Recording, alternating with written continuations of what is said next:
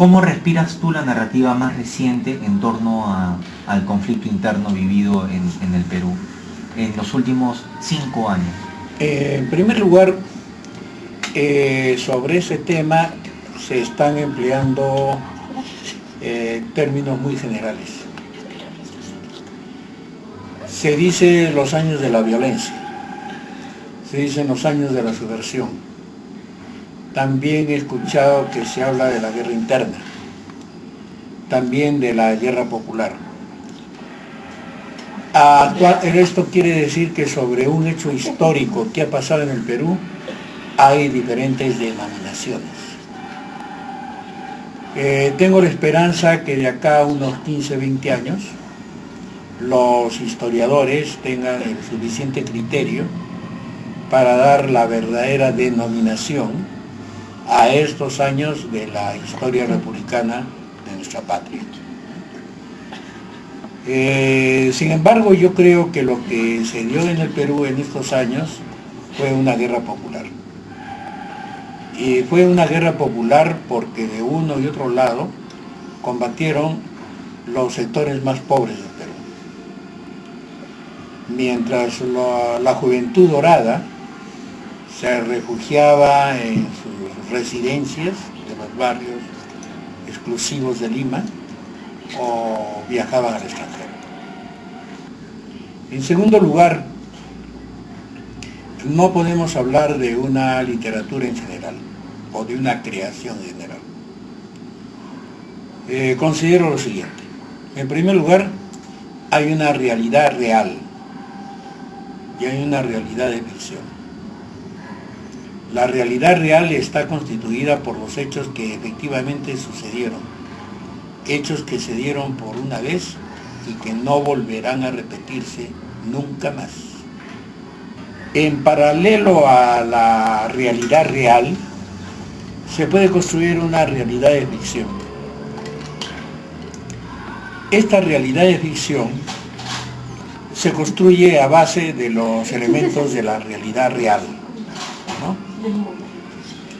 En esta realidad de ficción, el autor puede manipular personajes, puede manipular tiempos y puede manipular espacios. Y a diferencia de la realidad real, es una realidad que puede repetirse cada vez que un lector lee un relato, un cuento o una novela sobre esa realidad de ficción. Muy bien. Entonces el autor tiene a su disposición una serie de actos, de hechos y de personajes de la realidad real, y sobre ellos va a construir una realidad de ficción. Esta realidad de ficción estará de acuerdo con la concepción que tiene del mundo, porque un escritor no es un robot. Un escritor tiene una posición frente al mundo, tiene una concepción global de lo que pasa o de lo que ha pasado. A eso yo le doy el nombre de ideología.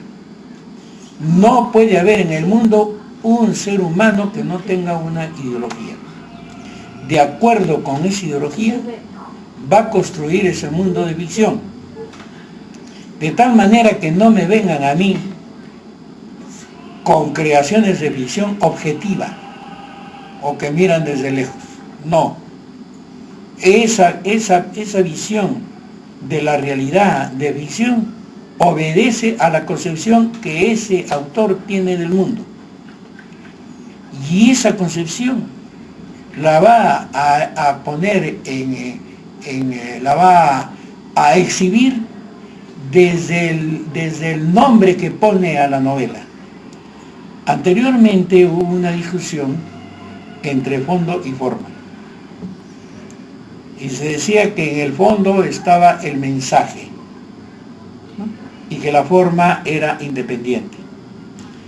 Afortunadamente, algunos estudios de marxistas actuales han demostrado que esa concepción también está en la forma. Porque cuando se escribe una novela o un cuento, el autor no es un inocente. Sabe qué términos va a emplear, cómo va a presentar a un personaje, cómo lo va a calificar, qué acciones va a tener. Entonces, una novela o un cuento sobre la violencia, o sobre la guerra interna, o sobre la guerra popular, está expresando en el fondo la concepción ideológica del autor.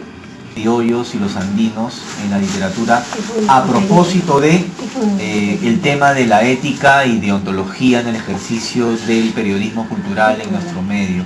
Si no, ese debate se inició a propósito de un artículo o un ensayo que publicó Seín Zorrilla. Es un escritor, un narrador de Pampas, de Huancavelica, que él se inició con una magnífica novela que dice que me gustó mucho a mí, que se llama Dos por Charlie. Seín Zorrilla establece que los escritores peruanos son de dos categorías, los criollos y los andinos. En primer lugar, me pareció que la palabra andino estaba mal empleada, porque el Perú es un país andino. Tanto costa, sierra y montaña dependen de los Andes. ¿Qué significa ser andino? De los Andes.